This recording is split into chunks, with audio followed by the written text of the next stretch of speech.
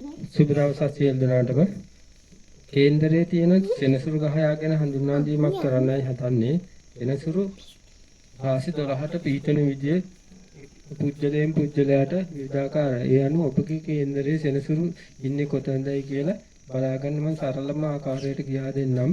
සෙනසුරුගෙන් ඔබගේ ජීවිතයට බලපාන විදිය කොහොමද කියලා.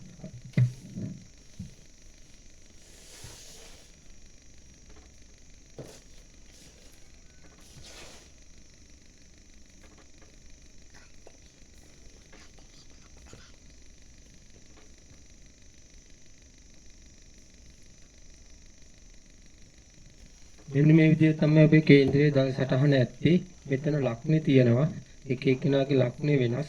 මෙතන 1 මේ අවස් 2 ධන ස්ථානය, 3 සහජ ස්ථානය, 4 බන්දු ස්ථානය, 5 උස්ත ස්ථානය, 6 සස්ස ස්ථානය, 7 විවාහක ස්ථානය, 8 මුස්ත ස්ථානය, 9 ධර්ම ස්ථානය, 10 කර්ම ස්ථානය, 11 අය ස්ථානයේ, 12 වැය ස්ථානයේ වගේ. ඔය ආදී වශයෙන් තමයි කේන්දරේ රාශි 12 තීරණය වෙන්නේ. ඒ පුජ්‍යලයාගේ කොටස් වලට බෙදලා. ඒකේදී පුජ්‍යලයාගේ ලක්ෂණය අනුව තමයි මේ එක තීරණය වෙන්නේ. ඊපස්සේ එක ලක්ෂණය අපි කියමුකෝ මකර වුණොතින් ලක්ෂණය මකර වුණොතින් මෙතන තමයි මකර. මකර දෙක වෙන්නේ කුම්භ. ඊපස්සේ කුම්භ මීන, මේස, වෘෂභ, මිථුන, කටක, සිංහ, කන්‍යා, තුලා, වෘශ්චික, ධනු. ඊට පස්සේ මෙතන මකර නොවි කෙනෙක්ගේ කේන්දරේ කුම්භ වුණොත්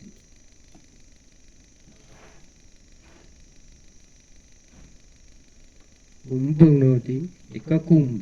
ඊපස්සේ මේ ගණන් කරනකොට කුම්භ එක නම් කුම්භ, මීන, මේස, වෘෂභ, මිථුන, කටක, සිංහ, කන්‍යා, තුලා, වෘශ්චික, ධනු, මකර.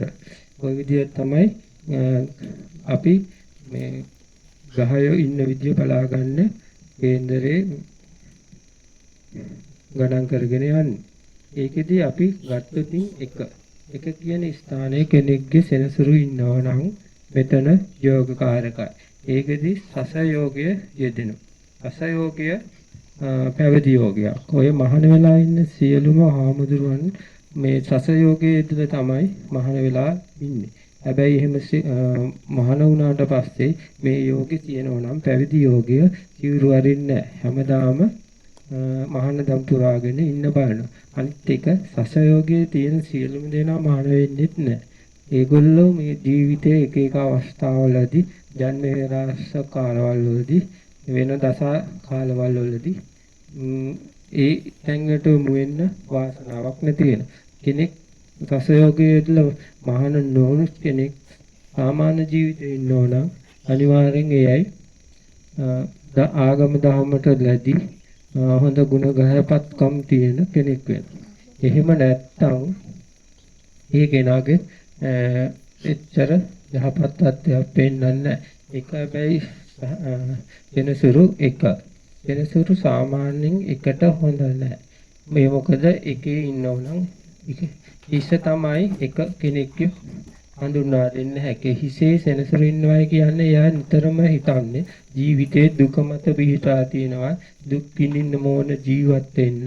ඒ වගේ අදහස් තමයි. ජීවත් වෙන්න ලේසි පහසු දේවල් කරන්නේ ගොඩාක් කම්කටොළු බාධක වලට තමයි උජ්ජලයක් මේ යොමු වෙන්නේ. මෙවැනි සෙනසුරු එකේ ඉන්න ඕන. සස යෝගයේ යෙදීම මහාන යෝගයේ වගේම දුකට අධිපති ගහය තමයි සෙනසුරු. ඉතින් සෙනසුරු එකේ ඉන්නකොට මේ මකර රාශිය, කුම්භ, තුලා වැනි රාශිවල ඉන්නෝතින් සස යෝගයට අමතරව තවත් යෝග තුනක් යෙදෙනවා. පමණක් අය කියනවා මේ එකේ 1 4 7 10 ඒ වෙනි ස්ථානයේ තමයි කේන්දරය 4 කේන්දරය කියලා සඳහන් කරලා තියෙන්නේ. පමණක් අය කියනවා සෙනසුරු එකේ ඉන්නව නම් පංචමහා පුරුෂ යෝගයේදී එක් යෝගයක් යෙදිලයි සෙනසුරුගෙන් සස යෝගික. පංචමහා පුරුෂ යෝගය කියන්නේ වෙනත් දෙයක්. ඒකට එක රාශියක ගහවේ 5 දෙනෙක් ඒක රාශිය වෙන්න ඕන. මම ඉදිරි වීඩියෝ වලදී ඒ ගැන හඳුන්වා දෙන්නම් මොකද්ද මේ පංචමහා පුරුෂ යෝගය කියන්නේ. මේ අවස්ථාවේදී අපි සස යෝගය ගැන දැනගමු. සස යෝගයේ යෙදීම හොඳයි, මානදම් පුරන්න හොඳයි. ගිහි ජීවිතයට වඩා පැවිදි ජීවිතයේ තමයි ගොඩාක් ප්‍රතිඵල තියෙන්නේ. සස යෝගයේ එකේ තියෙනවා කියන්නේ එයා ඉතින් ආගම් ධර්මයට නැඹුරු වෙන එකක්. අනිත් එක දුක් විඳින්න, කම්කටොළු විඳින්න, ආදර බාධක මුහුණ දෙන ජීවිතයක් විදියට හැඩ ගැහෙනවා. ඒකෙදි මකර කුම්භ ධනු රාශි වලට හොඳ යෝගයක්. තුලා රාශියේ ඉන්නවනම් සෙනසුරු එකේ තේනක කියන යෝගයේ තියෙනවා. කුම්භ රාශියයි මකර රාශියේ තියෙනවා නම් ඒ යෝගකාරක දෙකක් පිහිටලා තියෙනවා.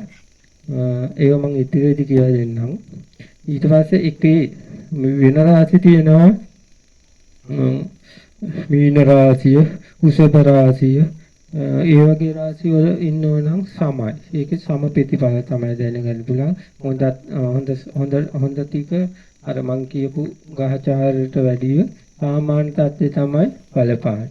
වෙනත් තියෙනවා නීච රාශි, මේෂ, වෘෂභ ඒ වගේ රාශි වල යෙදුනොතින් මෙතන අර කියපු හොඳ ප්‍රතිඵල නැහැ. දුකම තමයි විඳින්න වෙන්නේ. මේ මේෂ රාශිය ඊට පස්සේ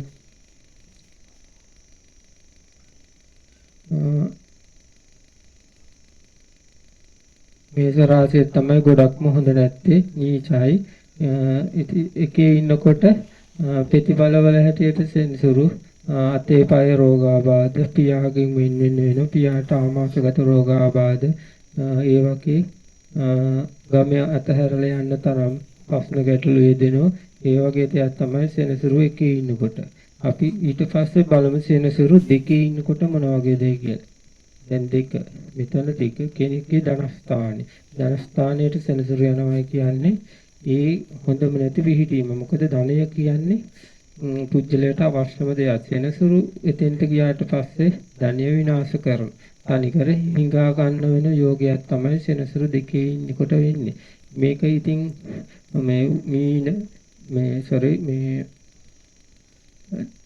මේෂ රාශි වගේ නීච සතුරු රාශි වල යෙදලා තිබුණොත් සල්ලි කියන්නේ ජීවිතේ විනාශ කරන්නම තියෙන දෙයක් කියලා තමයි හිතන්නේ. මහා දුක් මහන්සි වෙලා ගොඩක් හම්බ කරන්න වෙනවා. ලක්ෂ කෝටි ගාණක් සල්ලි හම්බුණත් ශනිකව විනාශ කරන යෝගයක් තමයි සනි දෙකේ තියෙනවා කියලා. බලන්න ඔබේ කේන්ද්‍රේ මේ සෙනසුරු මෙතන ඉන්නවදයි කියලා. දෙකේ ධනස්ථානේ එහෙම ඉන්නව නම් ඔයා මිල මුදල් පාලනයේදී ගොඩක් සැලකිලිමත් වෙන්න ඕනේ. ආදිසි ධන විනාශ වීම, ණය ගන්න එපා, ණය දෙන්න එපා. මුදල් අංශය ගැන ගොඩාක්ම සැලකිලිමත් වෙන්න. සෙනසුරු දෙකේ ඉන්න ඕන. ධනස්ථානයේට සෙනසුරු හොඳ නැහැ. හැබැයි මේක රාශිය කුම්භ මේ මකර තුලා වැනි ඒ රාශි වල යෙදුනොතින් යෝගකාරකයි.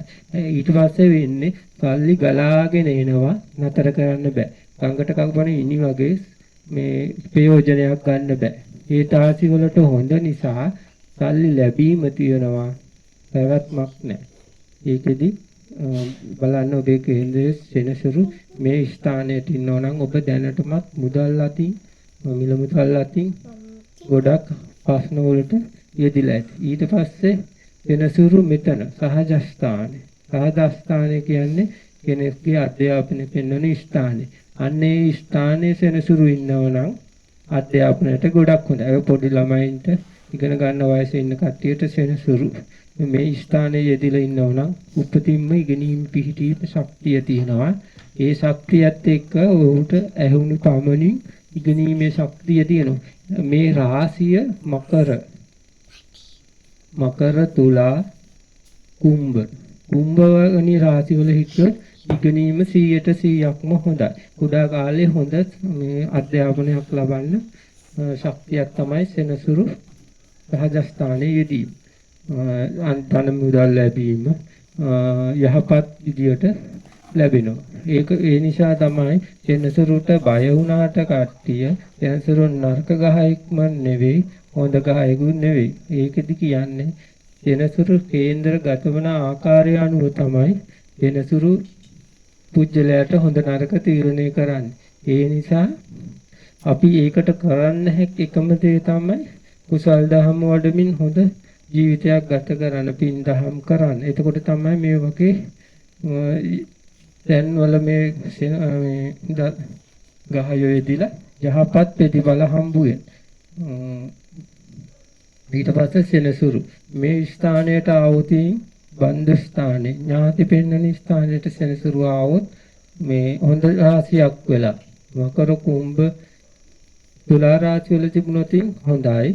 ඒත් සෙනසුරු මෙතෙන්ට එනකොට සසයෝගයේ යෙදෙනවා. හතර කේන්ද්‍ර පුජ්‍යලයේගේ 1 4 7 10 කියන්නේ හතර කේන්දරේ. ඒ තැන හතරටත් සෙනසුරු වෙනවා නම් බලන්න ඔබේ කේන්දරේ සෙනසුරු හතරේ ඉන්නවනම් ඔබට ඥාති වර්ගයෙන් ලබා ගන්න තියෙන කිසිදු දෙයක් ලබා ගන්න බෑ.